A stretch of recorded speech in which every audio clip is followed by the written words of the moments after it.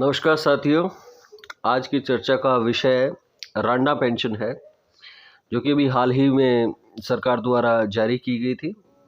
उनके लाभार्थियों से बातचीत करके जानेंगे क्या उनकी आशाएं, अपेक्षाएं पूरी हुई हैं या अभी भी कुछ ऐसा विषय है जिसको सरकार ने नहीं जाना है, खोजा नहीं है। आज का जो क्षेत्र होगा वो बहू गाँव होगा झज्जर ज़िले में। विशेषता ये है इस गांव की कि इस गांव में लाभार्थियों की संख्या 30 के आसपास है। तो ठीक है, चलिए चलते हैं और रांडा पेंशन्स के लाभार्थियों से पूछते हैं, जानते हैं इनकी आप बीती, इनकी आशाएं और इनकी अपेक्षाएं। नमस्कार साथियों। नमस्कार। आज मैं गांव बहू में आप लोगों के सामने उपस्थित हूं। आज आपने एक मेरे को विशेष काम के लिए बुलाया है। आप लोगों की एक विशेष मांग है, ठीक है।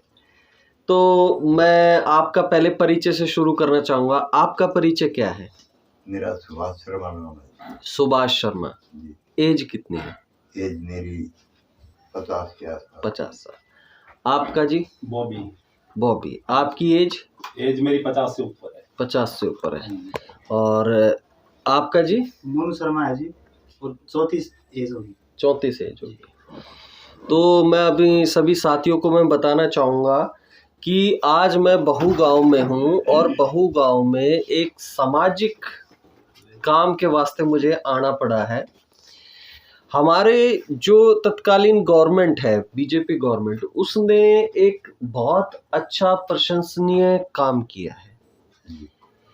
और वो काम है कि हमारे जो विधुर भाई हैं, यानी कि जिनकी शादी हुई, पत्नी मर गई और वो अकेले रह गए जीवन के इस संघर्ष में। दूसरे वे साथी जिनकी शादी हो ही नहीं पाई, ये मूलतः हरियाणा और मूल जो हमारा उत्तर भारत है ना, ये उस पूरे परिवेश में समस्या पाई जाती है कि उनके विवाह नहीं हो पा रहे। लेकिन जो तत्कालीन गवर्नमेंट है उसने अच्छा कदम उठाया और उसने भत्ता, पेंशन हमारे सभी ऐसे भाई बहनों की, जो बहनों की तो नहीं कहना उचित होगा, भाइयों का ध्यान लेते हुए उनको 3000 रुपये मंथली पेंशन दी। क्या आप लोग संतुष्ट हैं? एज कम होनी चाहिए थी थोड़ी सी, जैसे और भी काफी लोग ऐसे हैं जिनको उनको भी मिल जाए, जिनकी जैसे 35 है, उनकी शादी नहीं। ये मोनू शर्मा जी, इनकी 35 एज है, शादी नहीं हो रही, जैसे लगा लो हाँ। इसकी भी, और जो है ऐसे लोग हैं उनकी भी बन जाए। मतलब एज जैसे 45 से 35 कर दें तो क्योंकि उनको भी मिल जाए लाभ इस चीज का। औसत आय पूरे भारतवर्ष में 60 से 70 के बीच में आ गई है। पहले कभी होती थी 100 वर्ष तक जीते थे। हालांकि हमारे बुजुर्ग तो आज भी आशीर्वाद हमें 100 वर्ष की आयु का देते हैं, लेकिन जो तत्कालीन प्रदूषण या और जो समस्याएं हैं उसके चलते वो सीमित हो गई आयु। और उस सीमित आयु के कारण हमारे जीवन के जो कार्यकलाप होते हैं, शादी ब्याह, बच्चों की पढ़ाई, उसका टाइम भी उसी अनुपात में कम भी हो गया।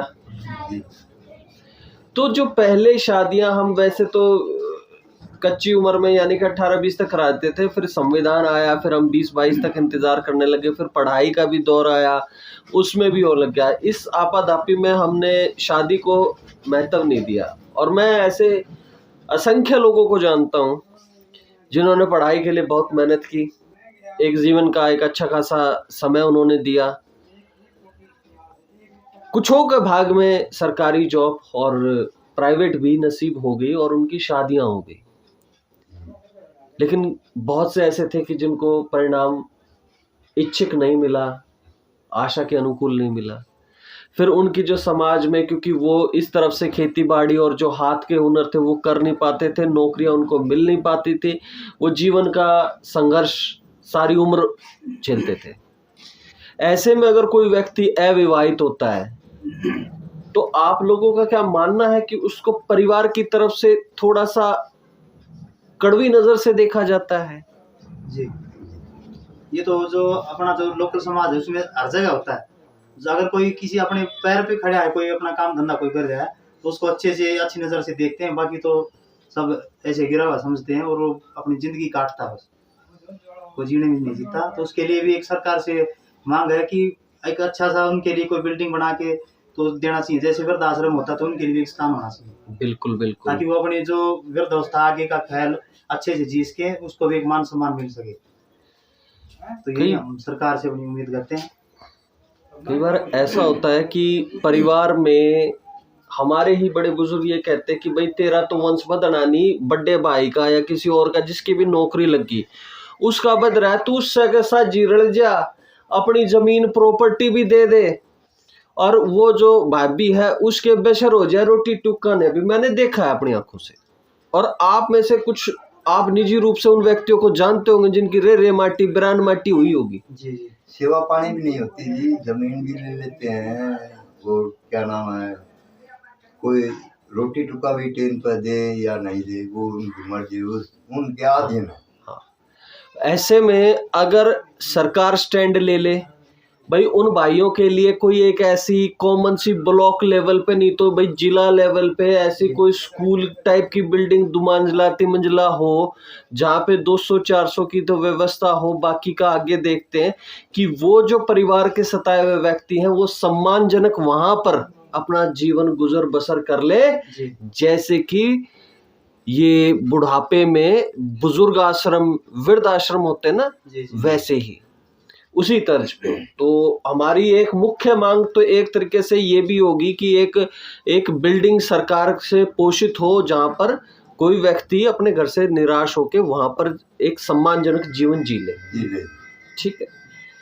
इसका एक और मैं बताता हूँ अपने अनुभवों से। मैं क्योंकि आप शर्मा जी जॉब भी करते हैं, अगर मान लो आपकी जॉब ट्रांसफर हो जाती है किसी दूसरे शहर में, तो कुंवारे व्यक्ति रंडवे व्यक्ति के लिए, जो विडो हो चुका है व्यक्ति, उसके लिए बहुत ज्यादा सामाजिक कठिनाई आती है, उसको मकान कमरा नहीं मिलता है।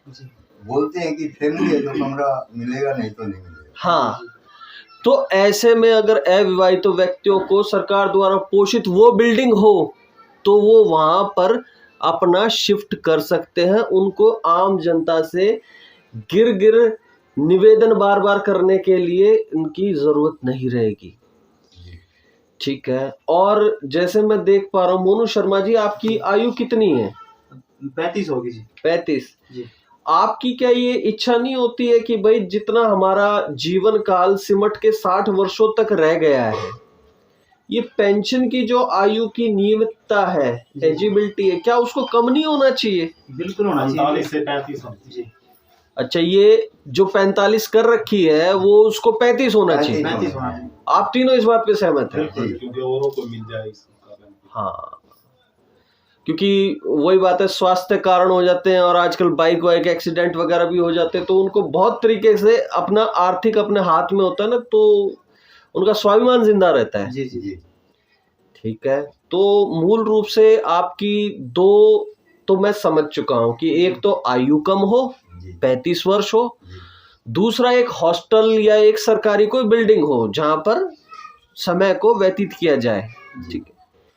तीसरी कोई ऐसी व्यवस्था, कानूनी कोई संरक्षण नहीं मिलता, क्योंकि मैंने कई बार ऐसे देखा है कि गांव समाज में महिला अनारगल किसी पर भी कुछ भी आरोप लगा देती है कि भाई मेरे को गंदी नजर से देखता है, ये कुछ आपको ऐसे कानूनी रूप से कुछ ऐसा चाहते नहीं कि आपका कुछ संरक्षण हो? गंदी नजर से देखते हैं और फिर के नाम आरोप भी लगा देते हैं। आरोप लगाने के बाद में गवर्नमेंट हमेशा लेडीज की सुनाई करती है, जेंट्स की नहीं करती। ठीक है।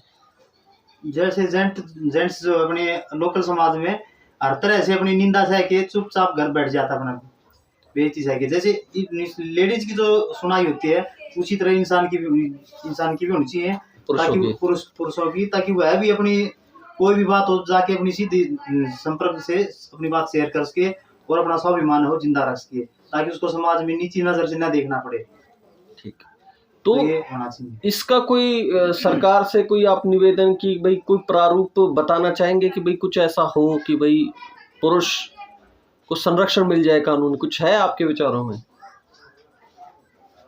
हाँ, ऐसा होना तो चाहिए। फिर भी अगर सुनाई करेंगे तो जो मानव संरक्षण जो आयोग है वो उसके हिसाब से अपना पुरुष आयोग कह रहे हैं आप? हाँ जी जी।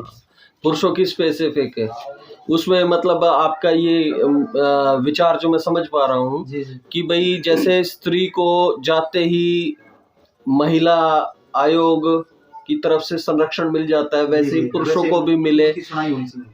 क्योंकि ये बात तो सुप्रीम कोर्ट खुद मान चुका है कि जैसे डॉवरी के दहेज प्रताड़ना के पहले जो केसेस थे वो तो शुद्ध थे, जेन्युइन थे।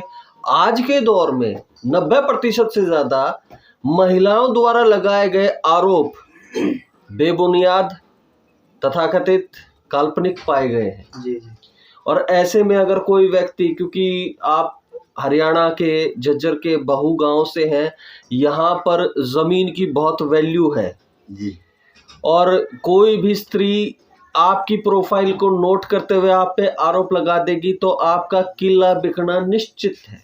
बिल्कुल आर्थिक लोभ में वो स्त्रियां दूसरे के ऊपर आरोप लगाने के लिए एक तरह का अपना आसान शिकार ढूंढती हैं।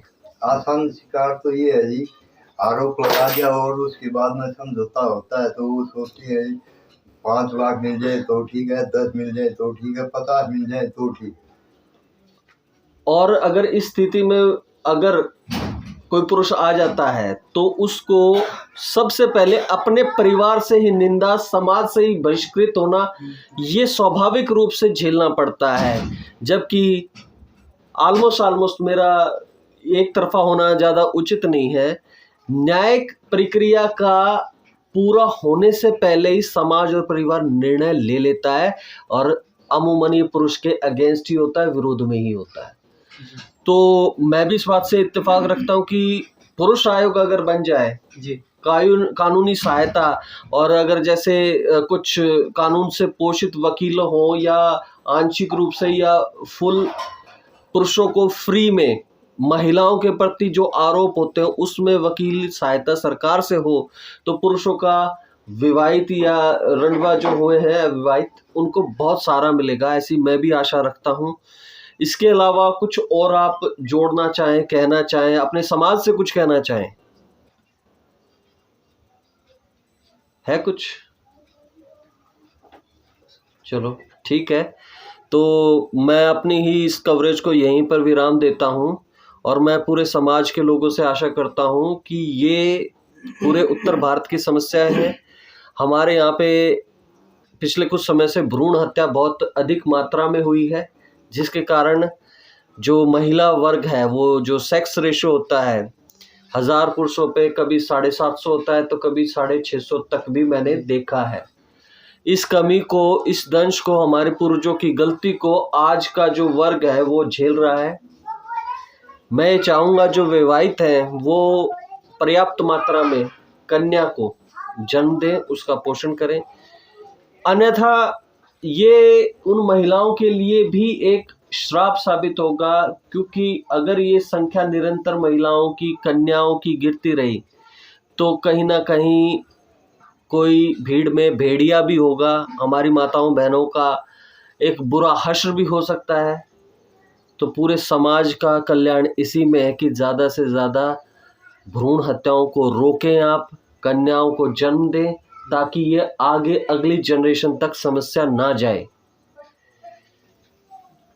जय हिंद, भारत माता की जय।